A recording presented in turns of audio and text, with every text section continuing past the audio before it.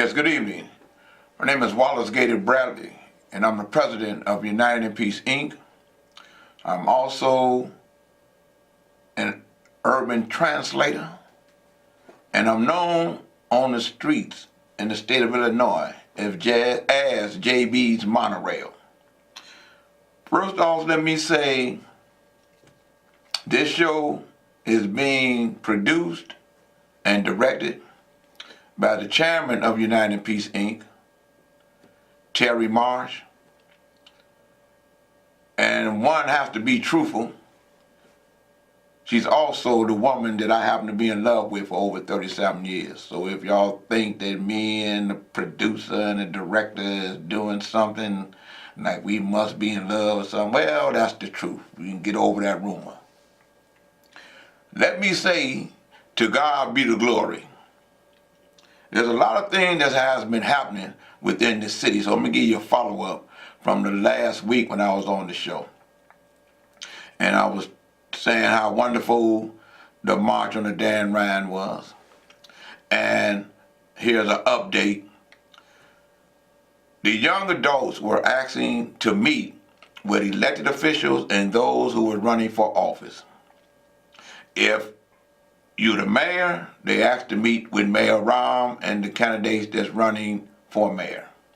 If you the governor, they asked to meet with Governor Rauner and the individual who's running for governor, which is J.B. Pritzker. And as well as they wanted to meet with the aldermen, and they wanted to meet with candidates that were running to be elected aldermen. It has been brought to my attention that that meeting is going to happen. I do know it's going to happen in the mayor's office. I believe I heard Danny Davis say July 31st. It's my understanding from what I read in the news that Rahm Emanuel has agreed to meet with them. Rauner has agreed to meet with them.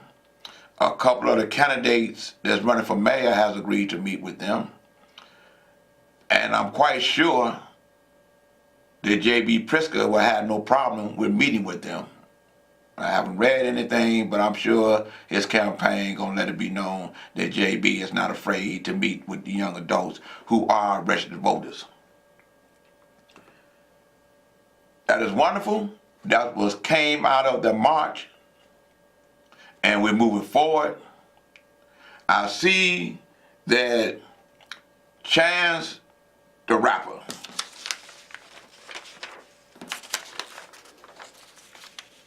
he's not taking a chance. He's letting it be known that if you want to do something, get up and do something. He purchased a news site and he dropped 3 songs on an album that he putting out, and he talking about the city of Chicago, and he talking about the mayor, and he talked about the Sun-Times. But the wonderful thing is this. What Chance did, he got into a big part of what's very important. When you see where a Trump supporter is buying WGN TV and making sure that the anchors of that TV station put out the ultra-right concept, just like you see on Fox TV, we have to applaud Chance for being wise enough to get a news medium, if that's the correct word. The fact of the matter is, individuals will be able to have their voices heard through Chance venue within the news industry. I want to say hooray, hooray to Chance, someone who's from Chicago, don't forget Chicago, and he putting his voice and his mark on these millennials by leading by example. Hey Chance, I want to say hooray, hooray, hooray.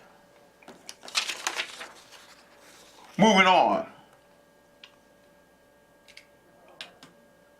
since I was talking about it last week, I made mention that there was a rumor that I wasn't going to be with J.B. Pritzker, and the young woman called in, and I let her know that I'm going to be with JB. I'd like for her to stay with me with JB because this election is very important. When you see where Ronner had to go to Washington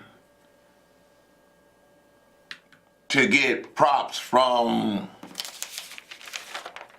the National Black Chamber of Commerce, and a friend of mine that's Republican.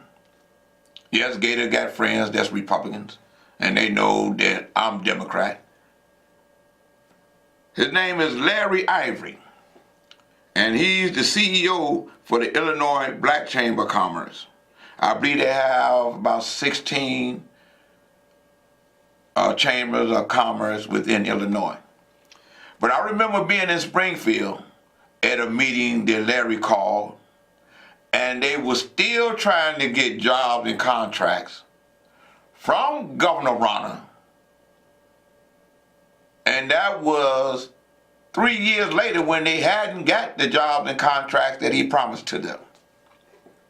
So I want to say,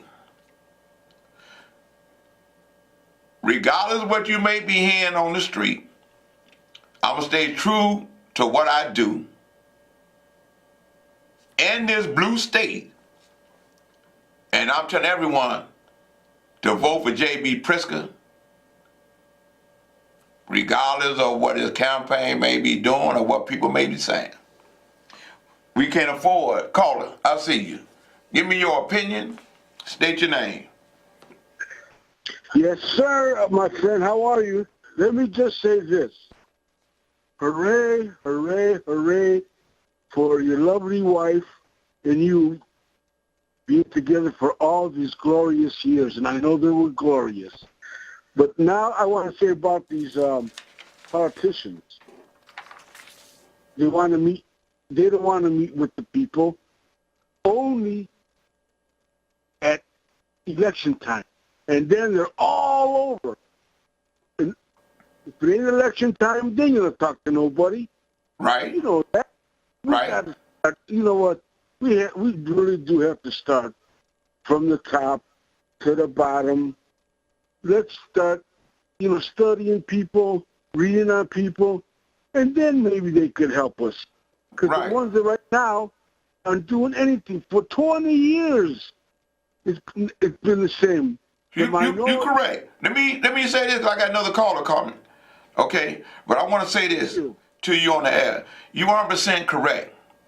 But the fact of the matter is this: if you don't tell them what you want right now and what you expect of them, know this for sure: if they disrespecting you and they're not listening to you now, you can rest assured when they get in the office, they're not going to listen to you then. Okay. So the thing is this: let me share this with you. Let me share this with you. You know what? Because I got another caller. But let me just tell you this real quick. All right. You know what? They don't want to meet with you, so how can you tell them anything? They only want to meet you at election time. Right. But let me share this with you, man. In order for them to get that meeting, they heard what the people said when they shut down the Dan Ryan, to the point that they agreed to talk to them based on the fact that people came together, black, white, Hispanic, African Americans, young, old, they all came together and say, man, y'all gonna talk to us or you gonna hear from us at the polls? Call us, state your name, and voice your opinion. I can better hear you, sir. How you doing, brother? Hey, how you doing? State your name. I'm doing pretty good. Listen, I got a question. State your name, sir, so I know who I'm talking to. My name is Terrence Muhammad. Hey, Terrence, how you doing? Oh, pretty good. Listen, here it is. How influential can this candidate, Pritzker, be for the Chicago public school system, because I think mostly people are dissatisfied with CPS, which is dropping the funds down because it's leaving the door open more for charter schools. Okay, let me share this with you right now, because I got another caller, and I agree with you. One of the things that's key, that's why I gave Chance and hooray, hooray, hooray. Because he's showing what little he can do to help with CPS. And the thing is, we got to put it on the agenda that this is what we expect from whoever become governor. This is what we want. You know what I'm saying? We got to get out the thing of having our hands out there and think they're going to give us something without us making a demand. And just the fact that you asked that question on this show, I agree with you 100%. The state got to give more money to the districts that need it the most. In the suburbs, they have no problem spending more tax money to get better schools. You follow what I'm saying? So, from what I'm seeing, the legislative body has came together when they push for the budget this time, the budget that we have. And it was based on some things that had to be done with CPS. So they listening. We can't stop talking, you know what I mean, and demanding. I'm glad you called in and asked that question, because you put that thought on everybody's mind. Caller, I see you. State your name and voice your opinion. Yeah, my name is James. Hey, James. You talking about the PPS? What they trying to do? They talking about they ain't got no money. What they trying to do is taking the money to other country instead of going to another country, putting the money in their pocket. They should have a school. They should have more school. Right, man, ain't doing no good, and that lady ain't doing no good. Her name, I think her name is Jackson. Every time when Right Man gets somebody at the board of education, they always fail. Well, hey, James, I don't mean to cut you short, but the lines is on fire. You know what I mean? And you 100% correct. But let me say this about the young woman, Miss Jackson, Janice Jackson, I believe that's her name, who's the CEO. She's someone that came through the CPS system as a student, as a parent, I believe as a teacher, and now she's CEO. She understands the concerns that you have and others have. I say she's not a Barbara Bird Bennett.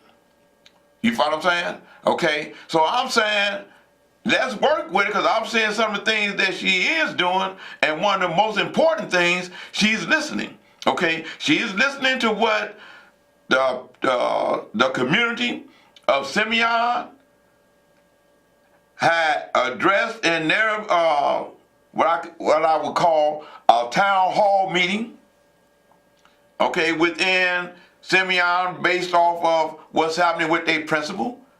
So she's listening, and I don't want to say too much, but you're going to be hearing how well she's listening in the future. Let's give her a chance and let her see what it do. But one of the things is this. Rahm now is in the best position, in my opinion, for the people to be able to get what they say they need to make the city better. You in a better position to demand something as opposed to waiting till 2019 and saying, well, he ain't doing nothing. Ask for something right now, be it through your community group, your block club, your alderman. Ask your mayor, because he's your mayor now, and get some. And let me say this here. We're going to move forward. The protesters demand justice for Brother Snoop. That's a wonderful thing. They make it where everybody, they're making it where all the concerns are being addressed. They saw the video that CPD put out, but they paid attention how the 2-minute editing showed the shirt up with the gun. But one of the things that was important that a lot of people have saw, including myself, is that he was showing the ID that he had a right to bear the arm. And then because of the protesters and because of CPD trying to make the community aware of what's happening, we found out that he didn't have the documentation or the credentials for him to do a conceal and carry. And we're finding out now because of the people.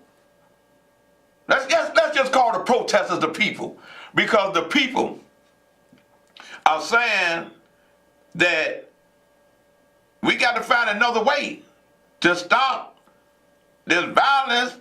But they also know, the people also know, that in that area there's a lot of brothers carrying guns.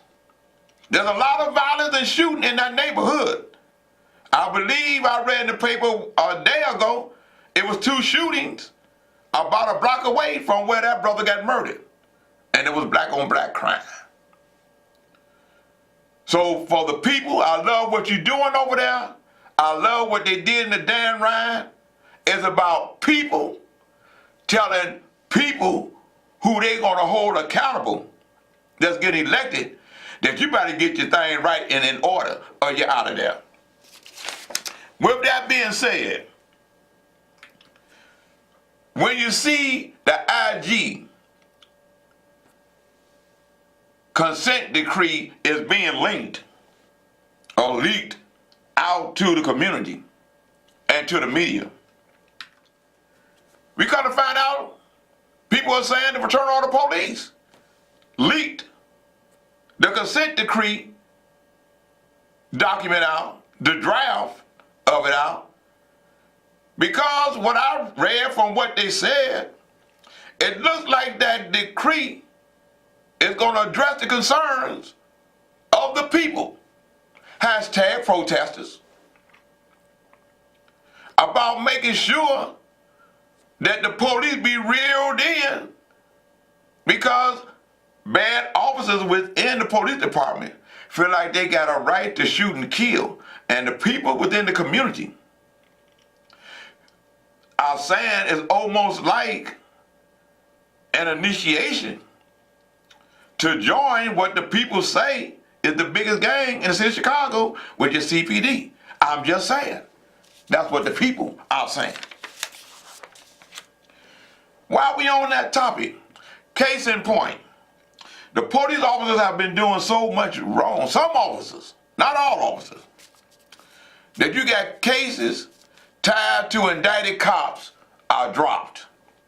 There's a lot of cases being dropped because of corrupt officers, misconduct of police officers who are breaking the law when their responsibility is to serve and protect. They're getting indicted. I just pray to God that they can find a jury.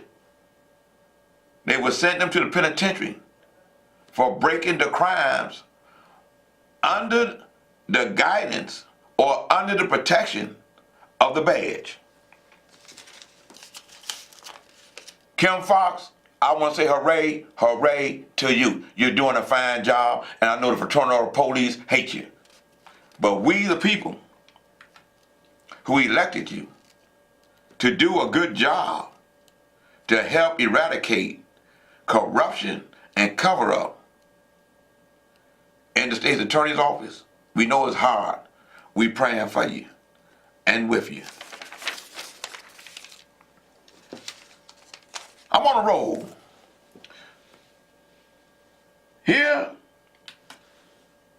the judge faces a tough day in court after allegedly bringing a gun to court. Did he have a concealed and carry? Did he have the right to bear arms? When he dropped the gun in the court, in the building, did they check his ID? Did they show his ID? I know they got cameras everywhere in the court. When somebody asked for that video, to see if he showed his ID, his right to bear arms, and his right for conceal and carry. But one thing about it, his mindset was displayed when he dropped that gun in that building.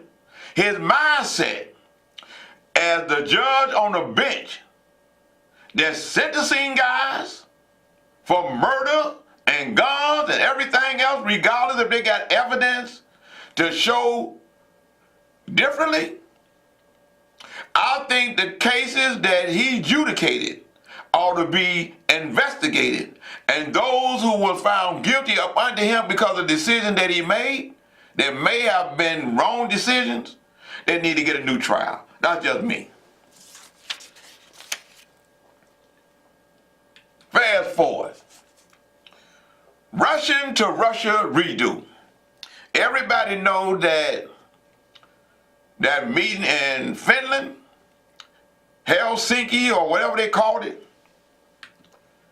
was so wild that a lot of people in this country, Republicans and Democrats, elected, appointed, or just in the various parties, are saying that the acts based off the press conference that number 45 or President Trump had with Putin was tantamount to treason. I ain't said it, I read it, I'm just telling you what I read. And the people are wondering what's happening. Is this man a Manchurian candidate? Is the people in Russia feeling like the United States now is Russia West?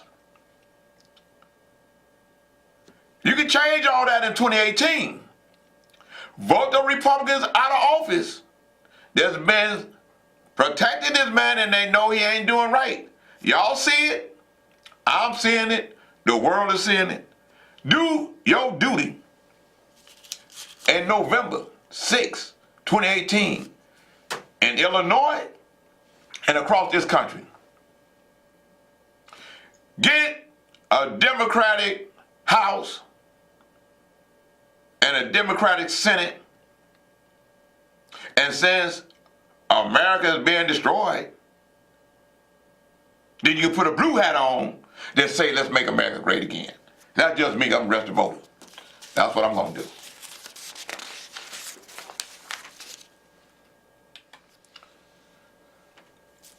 While the president was explaining that he meant to say wouldn't when he really said would, we come to find out that a young lady was indicted for espionage. She's a Russian agent, and she was coming to get through the Republican Party and get to Trump's people and the various legislative body that believe in Trump through the NRA. I ain't said it, I'm reading it. It said we need answers about the NRA and the alleged Kremlin agent.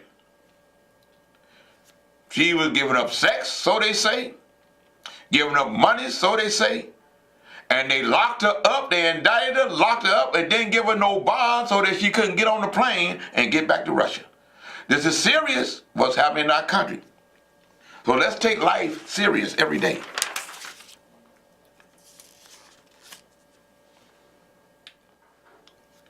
Headlines. Trump is an agent of Russia, and Mueller's investigation must leave no doubt about it. That's an opinion within the newspaper. And I believe it's the Sun-Times. Caller, I see you. State your name. Hey, Gator. Say your opinion. This is Steve. How you doing? Hey, man? Steve, how you feeling, man? Man, I'm okay. Just came in late. I wanted to get back here so I could say something to you. All right, come on. You got me. All right, real quick. You know, I was criticized by calling this man, Donald Duck. You had a caller, he says that I disrespected this gentleman by calling him that. You know the question I want to ask Gator? All the people that his supporters, I would actually love to know what they think about Donald Duck now. Do they really still think this man is a legitimate president? Well, I'm going to say this, because I got to wrap up. I'm going to answer that for you. First of all, what we got to do, don't be concerned about what his supporters feel. We got the power come November 6th, 2018. It's a popularity contest. It ain't no electoral vote mess. We got the right to put Democrats in there and get him out. And with that, I want to say, kudos and hooray to Miss Ray, who's about to be the new aviation commissioner. And I want to say to God be the glory. I got to wrap it up. I appreciate my callers and my supporters. And I want to say, without delay, don't choke, go vote. That's the best solution to the Trump situation.